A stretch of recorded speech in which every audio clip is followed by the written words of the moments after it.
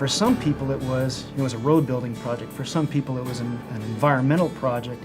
The partnership with Federal Highways was developed, in my opinion, as a result of the trial by fire in which we all found ourselves as a result of this project. Everybody wanted something from the project, and a lot of times those interests conflicted with what Federal Highways wanted. There were engineering visions of what the road should be. There were the maintenance guys' vision of what the road should be. What I really wanted was to have a road that really addressed the safety needs and the most difficult operational needs for the project. One of our main goals out of the project was to get a hardened surface that would reduce the ability for the road and the cut banks to produce sediment. We as engineers maybe tend to look at things pretty scientifically. We have design criteria that we need to follow, and therefore based on that we need to have certain curves. The road needs to go here or there, and we propose what we believe is the best solution. Petitions were circulated that said, do not pave Guanella Pass. You might have an historic site on one side of the road and a wetland on the other, and you have to do some widening.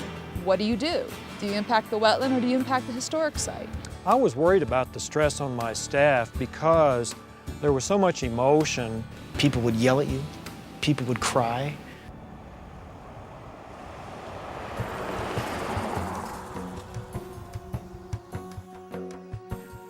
Guanella Pass Road winds its way 24 miles along the rugged and scenic front range of Colorado's Rocky Mountains. From its inception to record of decision, the planning phase of the project took more than a decade. Numerous hours of public meetings, thousands of pages of documents, and years of research and analysis. It was a politically charged process that posed seemingly impossible challenges for program agencies and stakeholders alike. Why was the process so challenging? How did context-sensitive solutions help this disparate group of people rise above these obstacles? What can be gleaned from the process? Come follow along the ups, downs, twists, and turns of the Guanella Pass project. Its challenges, its disappointments, its successes, and its lessons learned. But first, what is context-sensitive solutions, or CSS?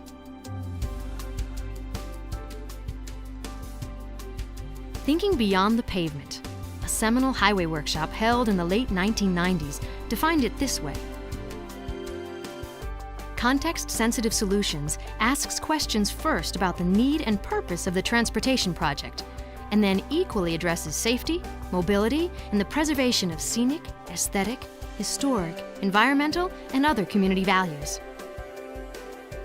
Context-sensitive solutions involves a collaborative, interdisciplinary approach in which citizens are part of the design team. Research, practice, and pilot state programs have led to the identification of 5 essential tasks in achieving a successful CSS project. These include effective decision-making, which first involves defining the purpose and need for the project, reflecting community values, and achieving environmental sensitivity, both of which require active involvement of stakeholders, ensuring project solutions that are safe and financially feasible, and finally, providing organizational flexibility to adopt a CSS culture.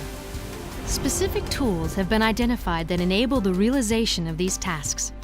During the project development process, consider the organization of the project team. An important step early in the process is project definition, or in other words, defining the nature, scope, and complexity of the transportation problem being solved. Stakeholder participation, development of alternatives, and screening and evaluation of alternatives are all key phases during project planning and study. During this part of the process, project planners actively engage stakeholders through open discussion, creativity, and weighing of choices. Finally, there's the implementation of the selected solution. These tasks and tools are the foundation for a CSS approach to developing a transportation project. And Guanella Pass serves as a real-life case study that illustrates the value of this approach. You know, there's a real history about Guanella Pass. Colorado Forest Highway 80, better known to locals as Guanella Pass Road, is approximately 45 miles west of the Denver metropolitan area. It begins at U.S. Highway 285 in Grant, Colorado, and proceeds north over Guanella Pass, ending at the south end of Georgetown, Colorado. The road runs through both Park and Clear Creek counties, with a small section in the town of Georgetown. It also passes through the Pike, San Isabel, and Arapahoe-Roosevelt National Forests. Guanella Pass Road was designated a National Forest Scenic Byway in 1991 and is used primarily for recreational purposes. Mining and logging first attracted people to the Guanella Pass corridor beginning in the 1860s. Poor conditions on the pass kept traffic to a minimum for nearly a century. Then, in 1954, Byron Guanella, a Clear Creek County commissioner, spearheaded efforts to build a better road. You know, Byron Guanella went up there with a bulldozer and a grader, and he was pointing out, you know, we're going to go over there, and he was knocking trees down. That's how he built the road to begin with. The last major road construction was completed in the early 1960s. 30 years later, in 1993, a request was made to consider Guanella Pass for reconstruction and paving improvements. Well, the local communities, the counties, really wanted the project. They were really dealing with some heavy maintenance issues. The road was constantly in a state of deterioration, and they were very concerned that with the continued deterioration of the road that they would not be able to support the access to the area, and that it would ultimately affect their economy in this local area. You drove this road, you couldn't take your eyes off of it. It was in such bad shape that you couldn't look up from the road.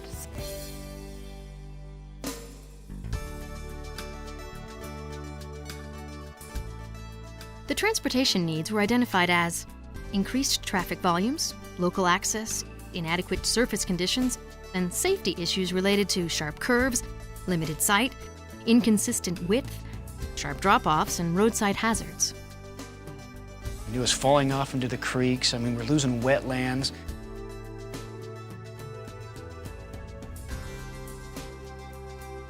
Environmental needs focused around the sensitive environmental setting, soil erosion, sedimentation, and rockfall. Due to Geneva Creek being listed as environmentally contaminated, we would have been liable to fix or repair or clean up Geneva Creek. We can no more afford to do that than we can afford to pave Guanella Pass.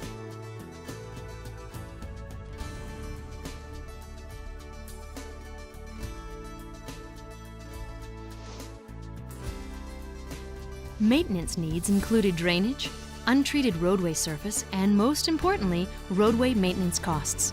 Prior to and during the draft EIS phase, the purpose for the project was identified: correct the road's conditions by reconstructing it to higher standards. These improvements would enable future travel, growth, and economic development. The proposals that we were bringing forth were all being rejected, and we just couldn't seem to find that common ground. FHWA implemented an intensive approach for developing the draft Environmental Impact Statement. A social, economic, and environment study team was established. There were interagency scoping meetings, public scoping meetings, newsletters, public scoping workshops, and field walkthroughs. 5 alternatives, including a no-build option, were identified as potential solutions. A state-of-the-art video presentation using extensive animated simulations was also released for comment. The public involvement process on this project was very extensive. We started early. We held a number of public meetings and workshops with the public, and we thought we were really trying to reach out. We thought we were doing an exceptional effort on this.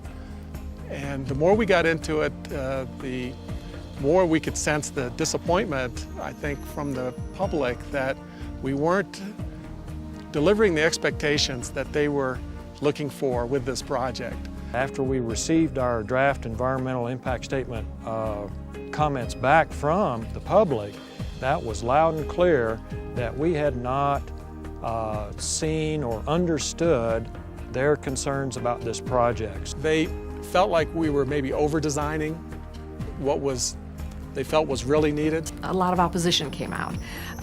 Folks thought that it was way too expansive a project. the way it was described. There was a wonderful video that kind of drove you the entire course of the road, and when people saw that video, they just didn't believe that was Guanella Pass. They were pretty distressed. The perception was the federal government was going to tell us how this was going to happen, and there was going to be a local revolt if that didn't change. So there was a large push towards let's do nothing if we're going to end up doing too much. Although several CSS tasks and tools were deployed, was this enough? A project team was formed and staffed. Extensive environmental review and scoping took place. A full range of alternatives was developed with the involvement of stakeholders and the public. Stakeholders were invited to evaluate the alternatives, which were communicated through visualization and apples-to-apples comparisons in the form of a state-of-the-art video presentation. But even with efforts that went above and beyond usual practices for developing a DEIS, there was still public outcry at the alternatives presented. What went wrong? Was the public involved in the early planning stage? Did all stakeholders have a voice in defining the project? Were community values and environmental sensitivity reflected? Did the proposed alternatives ensure safe and feasible solutions? CSS, at its most basic, requires that every project be viewed in its context, or thinking beyond the pavement. But up until this point, despite the intensive informational efforts, the context remained undefined and incomplete. Many of the stakeholders had strong emotional ties to the road and were passionate about the need to preserve its rustic and rural character.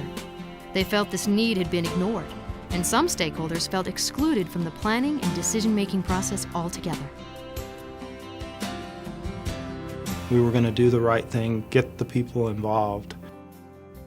We finally realized that a lot of what the people were concerned about was the government's approach. They felt like that we were represented this bureaucracy, that it was a kind of an uncaring bureaucracy, that we weren't listening, that we weren't caring. There was a large public outcry from the Georgetown area that these alternatives were too much. And I think the FHWA had a crucial choice. They could pick one of them and go ahead. They could put the project on the shelf and not touch it at all. Plenty of other people wanted Central Land's money. Or they could say, let's all sit down together and see what we can do about this. And that's what happened.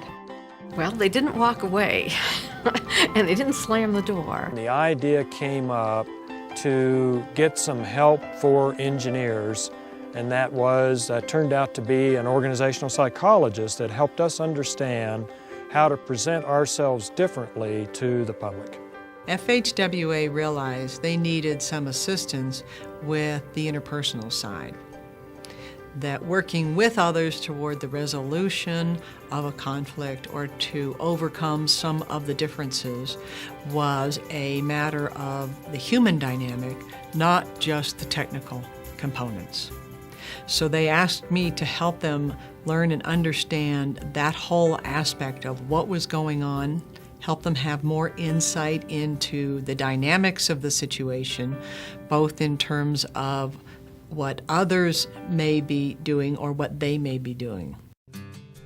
With the help of the organizational psychologist, who acted as a facilitator in meetings, new methods and strategies were developed and implemented. These included individual coaching and group sessions on interpersonal relationships and behavior, identifying that a win-win approach was more appropriate to the situation than trying to reach a traditional consensus, developing a means of communication that was non-threatening, improving listening and negotiating skills, establishing ground rules for meetings, and defining roles and responsibilities, which included outlining opportunities for input and points at which decisions would be made by various groups. With the public's vehement objections to the draft EIS, Federal Highways knew they had to change their whole approach, starting with their own internal structure. An essential task of CSS is organizational flexibility. An agency's organizational structure must be flexible enough to support rethinking when necessary. It must solve its internal issues about a project before seeking to understand and provide solutions externally. By taking a step back to examine internal organizational structure and teamwork methods, FHWA arrived at how best to improve their communication with stakeholders and to define the process change, thereby setting the stage for a more collaborative relationship with the stakeholders, a relationship built on mutual respect and trust. We were really going to get to the heart at what the road was intended to serve. Well, one of the first things I helped them do when I came onto the project was redefine what the whole purpose and need of this project was. I had read through the project purpose and need when I first came on board, and it seemed like they really didn't have a clear definition of what it is we're really trying to do. And then when we generate these alternatives, it was much easier to look at the alternatives and say, well, this one clearly doesn't meet the purpose and need. This one doesn't meet any of the objectives of the project, and it helped us define more clearly what our path was and get to an alternative that worked. We agreed that we were going to go back and take a second look at the design criteria, at the level of use, of the type of traffic that we were intending to accommodate, and really what the purpose and need was for the road. We were going to totally reevaluate that. So after people could see that we were really taking a second look at what the drivers for the project were, I think they felt like they were being listened to and could understand that we weren't just going to do a few minor little tweaks to the design. What happened at that point was that the Federal Highway Administration changed their whole public process from our vantage point, from one of tokenism, that is doing open houses and visiting us and telling us what we were going to do, to one of very, very real participation. Most memorable of which was accepting Georgetown as a partner, sitting around a table and having us sit at the table too, saying, okay, if all of this doesn't work in our 5 alternatives, tell us what does, and let's work on what does. By backing up and redefining the purpose and need of the project, it created an opportunity to begin the process again under a CSS umbrella. Certain aspects of the original purpose and need, such as enabling higher levels of through travel, growth, and economic development, were re-evaluated utilizing new information about the corridor and travel management strategies. This re-evaluation resulted in a shift in criteria for the alternatives being considered. The 2 counties and Georgetown were brought in as partners to establish mutual goals and create a new process to move forward. Workshops were set up that allowed concerned parties to brainstorm ideas on how to resolve issues. This approach reflects the core of CSS, engaging stakeholders in the definition of the problem and establishing a framework that allows them to be active in developing alternatives as well. We found common ground by listening to the people and what they wanted. That we had to depend on the local government agencies, the counties, and the local town and the public to tell us what was it about the project that they really wanted to see fixed, and not for us to presume that we all know from the federal government's perspective what all needed to be fixed here. It became clear that we needed to somehow translate what was being said in engineering. We needed to translate into a layperson's language. And all of a sudden, I think the light bulb started going on in everybody's head that, our partners started to understand what we were saying, and then we began to understand why they didn't understand what we were saying. I mean, we use acronyms, we use, standard specifications, things like that. We had to define those for them. And I think that made a big difference in opening up the communication lines and developing trust. Once the decision was made that either we lose the project or we gain the public support that we needed, the process was opened up and more people participated. And so what happened was that we all had to kind of band together if we were going to even have a project here. And I think basically because it was contentious, we were all looking toward one another for help and assistance. It is an incredible feeling for a citizen when you have the sense that your government has decided to not only really listen, but let you participate. It also is a wonderfully wise decision, because the minute you make the person out there your partner, then your partner has the responsibilities to be a partner and to come to a solution. Those meetings gave us an opportunity to really come to understand each other's perspectives and issues and work towards a common ground and a project that we could all support. And Federal Highways was really instrumental in being really flexible with their design. We all wanted to see the road improved, but we wanted it to fit the landscape that we have in Guanella Pass, and that meant reducing a lot of their design parameters. Some of the things that they did were to look at the road widths, look at the shoulder widths. How narrow of a lane can we go? They really wanted to preserve the rustic character of this road. So do we have to pave it? Do we have to stripe it? They agreed that we might not need to pave it all the way. What can we do in the context of how this road moves through the forest and along the creek side? Do we have to make these curves as flat as this? Can we make them a little bit sharper? It was a combination of restoration, rehabilitation, and then full reconstruction. And to my knowledge, Federal Highways hadn't done that on a project before. Really mixed and matched those to what really fit the landscape best.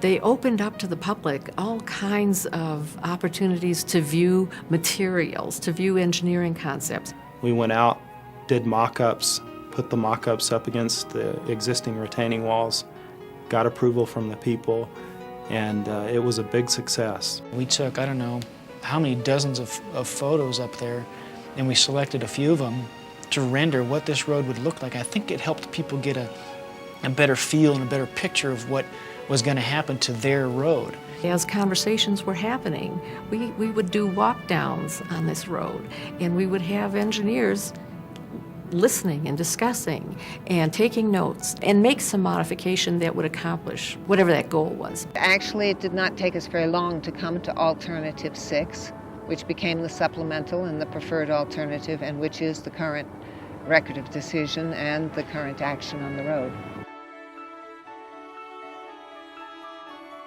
By empowering the two counties and Georgetown to lead the renewed involvement of stakeholders, the FHWA engaged the stakeholders in both the alternatives identification and evaluation. Translating the engineering technical jargon, creating retaining wall mock-ups, and using photo simulations helped portray alternatives in an understandable format and enabled education of all parties on innovative solutions. Changing the functional classification of the road, implementing travel management strategies, changing the size of the design vehicle, lowering the design speed, and reducing the road width showed creativity and flexibility in interpreting the design standards. The most innovative design approach was the determination that sections of the road could be addressed individually. Some would be rehabilitated, some would receive light reconstruction, and others would require full reconstruction. Even the road's surfaces were customized and test strips were created to gather stakeholder input. Everybody's been through a lot on this project, and just to see ground getting broken up there. I was really excited when the project finally got approved. Hallelujah! I was all by myself in my office, and everyone wondered what I was, hooting and hollering about. It was like all that effort and all those nights of public meetings and stakeholder meetings finally paid off. To see features getting built, seeing part of what we've talked about doing for many years getting actually done has been the most rewarding part of the project for me. The FHWA really worked to find material sources up on the mountain. They agreed to build the 7th Street Bridge, which is a long-term goal for the town of Georgetown. in order to help provide a trucking route so we were not going by our historic homes. Probably the most important thing, though, is just following through on all the commitments made in our environmental documents. We've developed a matrix that identified all of those commitments, and through the various years of implementing the construction and design, we are checking off in that matrix when we have addressed those concerns. One of the techniques that is very effective is that the weekly meetings that are held between the FHWA and their contractor, ACC, the minutes of those meetings are forwarded to me, and I print them out and I drop them in the boxes of the selectmen. There is a feeling that you're in contact with the day-to-day. The revegetation was a key point of this project and this plan. One of the things the Forest Service wanted and desired was to develop 2 new parking areas that were going to create new impacts in tundra at this elevation. And so there was a lot of concern about our ability to successfully revegetate the old parking areas. What we've seen so far in this contract, it's really been amazing, and we're really pleased with the success of the transplant of these willows at this upper elevation. And if you came up here today and didn't know, I don't think you could tell that the old parking areas were even there. Certain things are encountered during construction that require a change in the design. One thing that came up, a rare variety of a certain plant type. It was discovered right in the alignment. We were going to cut a portion of a previously disturbed area. Well, this necessitated a change in the alignment during construction, the addition of quite a bit more retaining wall. And all this had to be done in a tight time frame because the contractor was underway, was ready to work in this area when this was discovered. Federal Highways has done a lot to answer fears and concerns of the public or the constituency as a general rule. And as a matter of fact, I got a phone call from a concerned citizen about something that had happened during the construction phase of the project. And I was very impressed that they dropped everything to come to Park County to deal with that situation. The current construction has caused the town virtually no problems thus far, to the point that I have had local residents say to me, when are they going to start? We got a road that maintained its rural character. I think that there were some people who would have been happy to see as straight and as designed for speed road as you could get out of this deal, and that wasn't really the desire. From the outset, that wasn't the desire. And so the fact that we were able to keep the design at a local road level and at a scenic road level was really important, and I think that we accomplished that. I just know that a few years from now, when we are totally done with the project, we're going to have a lot of feelings of success and win-win from the public and our partners all together. And I just see that vision of the future where this project is going to be a success. It is important to realize that context-sensitive solutions begin with public involvement during planning and continue through implementation of the final product. In this case, stakeholder input was solicited during development of the final design details. Measures were taken to lessen the impact of construction on the town, and design changes were made along the way to mitigate unforeseen environmental issues. The lines of communication with stakeholders were kept open during the construction process to preserve the sense of trust it took so long to establish. To other government agencies that are facing similar challenges, I would say first, seek to listen and don't presume to understand that you know all the answers. Don't shortcut the investment of time up front and early on. Make the time to meet with the public and the various stakeholders in the project. Listening is key, and dialogue is key. But participation, real participation, is also key, and not token participation. Reaching out to stakeholders and not just sending them a newsletter and saying we want your opinion, but meeting with them personally, meeting with them on their own property or at their own site and getting them involved. Hang in there. Don't give up. You're going to have a lot of people who are going to be passionate about this. Trust the process. Be flexible throughout the process, have an open mind to what everyone in the project is saying. Not just look at the design standards and what they say, also look at the certain situation, look at what people want, and come up with the best decision. You'll never build something unsafe. You never want to build something unsafe. We have a reputation in the highway industry sometimes of just doing what is prescribed, in other words, using a cookbook approach.